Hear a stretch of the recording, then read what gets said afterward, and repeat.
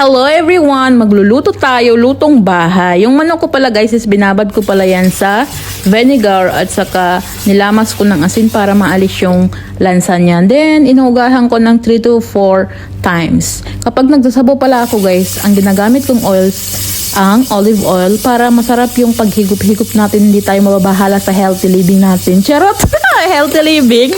So pag uwi sa Pilipinas, mag-olive oil ka pa ha. Ang mahal ng olive oil sa Pilipinas. Hindi ang ginagamit namin sa Pilipinas guys na oil guys is yung processing talaga, yung ginagawa talaga, yung mabango na oil. Ganun yung ginagamit namin. Ang sarap kaya nung nilalagay sa kanin tapos may toyo, di ba? Sarap nun. Lalagyan natin ng patatas and repolyo. Huwag natin kalimutan yan. Yung patatas at repolyo guys, kasi pandagdag sarap din yan and dami, di ba?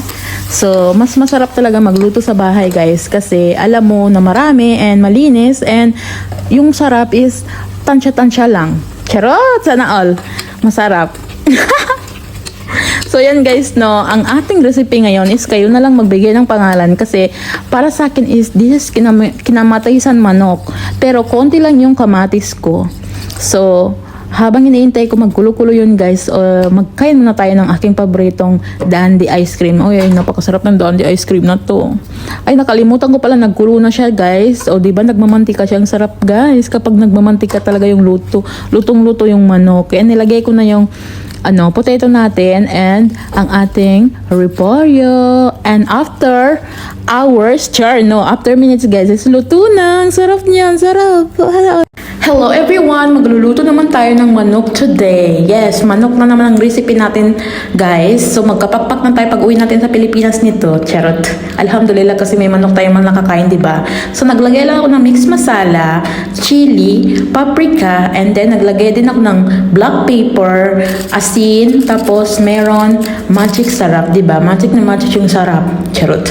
So naglagay lang ako ng olive oil dyan guys. Tapos pigayin lang natin ng isang half pala ng lemon.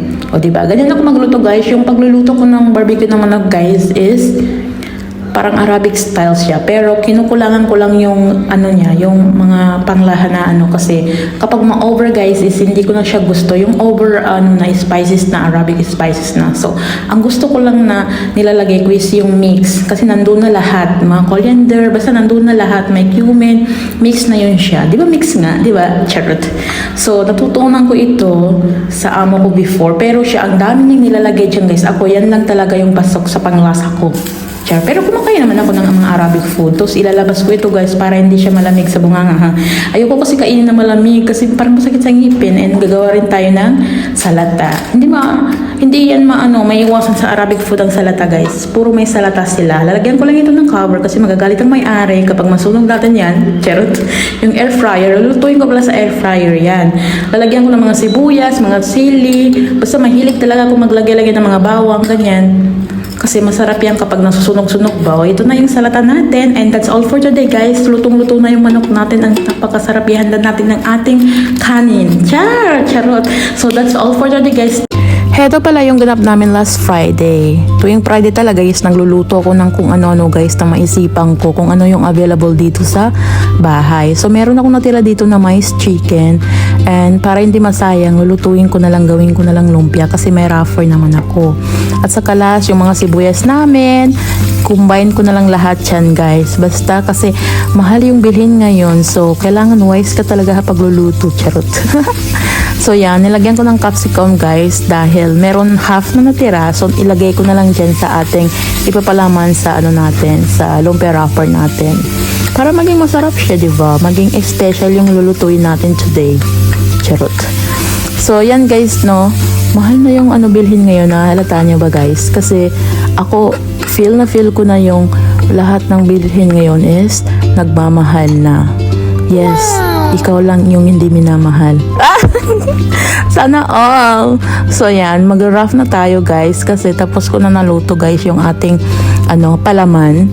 So yan guys, maliit pala yung nakuha ko na wrapper guys. Akala ko yung yung malaking wrapper ng lumpia. Pero okay lang, parang Shanghai siya. It's okay. Basta makain. Char.